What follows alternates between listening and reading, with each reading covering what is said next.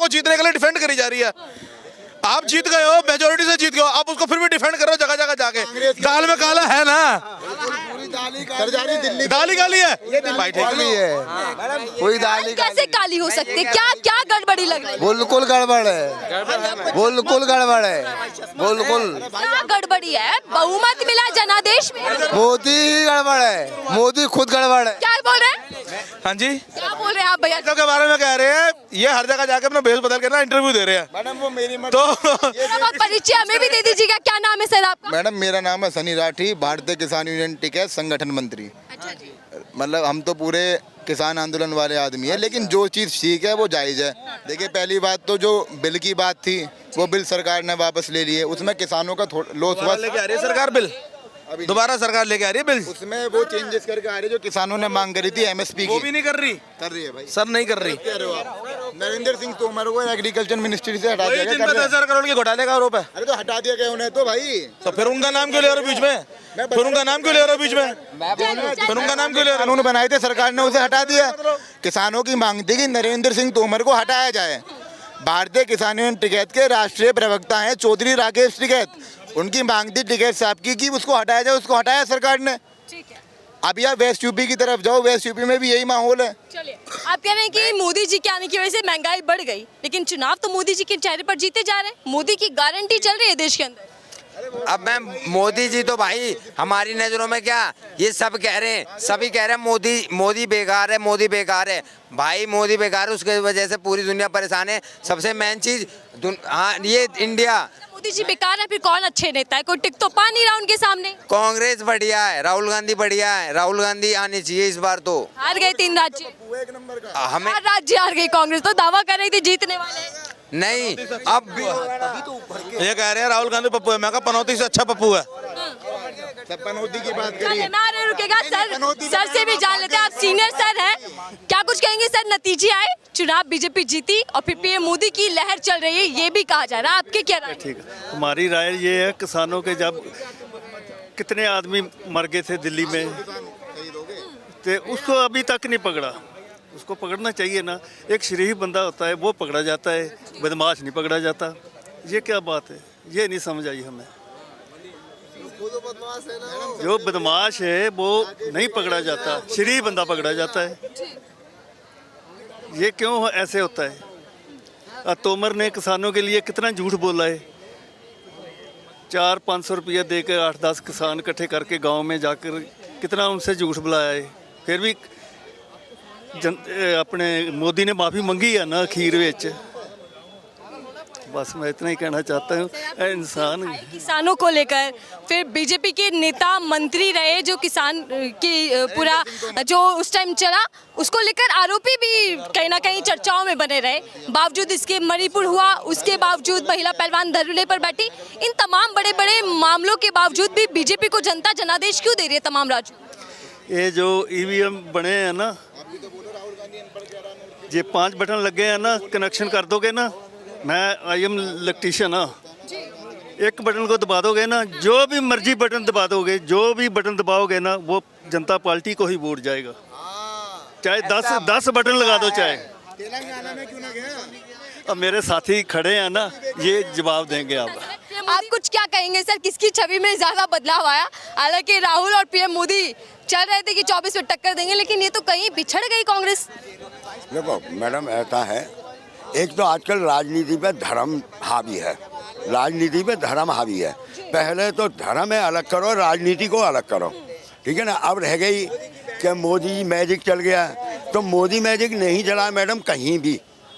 जो चला है ना वो कुछ और ही चला है। लाडली बहन योजना, सिलेंडर 400 रुपये, और ये और वो जो फ्री की रेवड़ियाँ चली ना, दिल्ली का क्या हाल है फ्री की रेवड़ी में।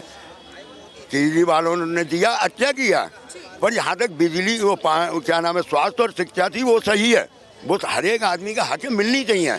और ये बिजली, ये पानी, ये बिजली, ये पानी, और ये तुम्हारा महिलाओं को किराया माफ, क्या हो रहा है आज? कभी मार्शलों को तनख्वाह तो कांग्रेस पार्टी ने भी दी नहीं, फर्क है ना गारंटी में।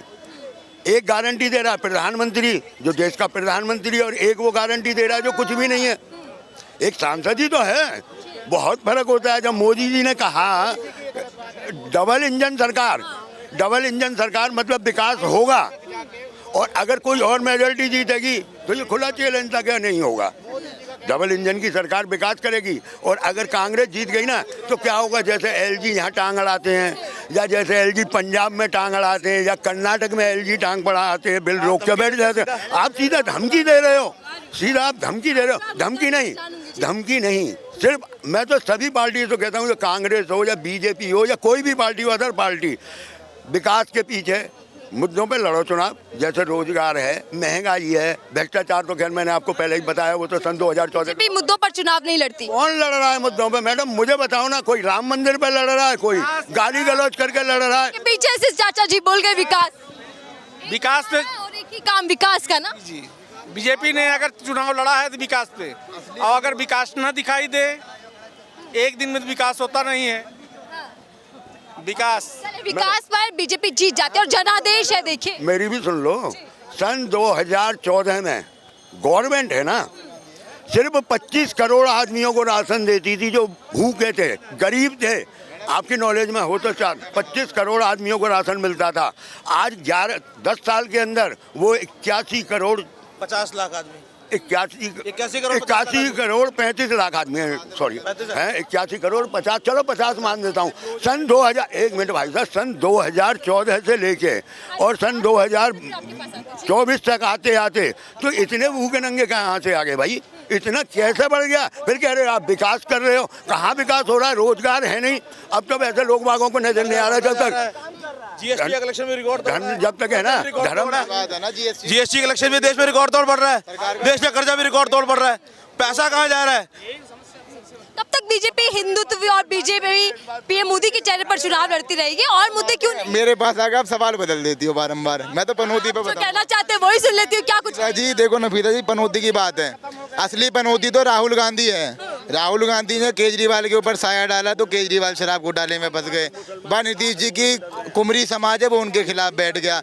राहुल गांधी ने गठबंधन की रेड पीट दी। अरे ये बात कह रहे हैं योजनाओं की, इससे क्या पता लगता है आपको? थोड़ी सी कॉमन सेंस इस्तेमाल करना। 81 करोड़ 50 लाख लोगों को राशन मिल रहा है, इसका मतलब लोगों के पास योजना पहुंच रही है। इसका मतलब लोगों के पास योजना पहुंच रही है, फैक्चुअल बात है। क्या कह रहे हैं सर जी आप? बोल रहे आरा, मैं आरा से रहने वाला हूँ। 20,000 रुपया सालाना वो देते हैं नरेंद्र मोदी, ठीक है ना। अगर मेरा जमीन है, मेरा खेत है, वो देते हैं। मैं साबित करूंगा कि सनातन धर्म और राम मंदिर की वजह से बीजेपी जीत गई और कांग्रेस हार गई। बिल्कुल फैक्टर है। आप मान लो कि, चलो मैं एग्जांपल दूं आपको, राम मंदिर कांग्रेस दावा करती है राजीव गांधी जी ने ताला खोला, जो फैक्चुअल बात है, खोला। राजीव गांधी जी ने एक नींव रख दी, उसके बाद कितने कार सेवकों को गोली चली, कितने लोग गए, कितने लोगों के तो आपको नहीं पता।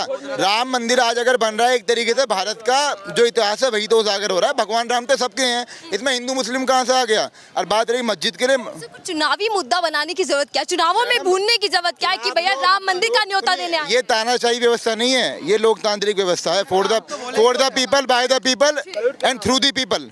यहाँ पर चुनाव जो फॉर द पीपल बोला मैंने, for the people, by the people and through the people. Sorry मैं गलती हो गई। लोकतांत्रिक व्यवस्था है। मेरी इंग्लिश थोड़ी वीक है, आपकी अच्छी इंग्लिश होगी, मेरी नहीं है, मैं नहीं बोल पाता। मैं कहना चाहता हूँ कि यहाँ लोकतांत्रिक व्यवस्था जनता के लिए होती है, तो जनता चुनाव को त्योहार की तरह मनाती है। और जब लोगों की भावनाओं को त्योहार में तब्दील करा जाता है तो राम राज्य बनता है। इसीलिए बीजेपी आ रही है।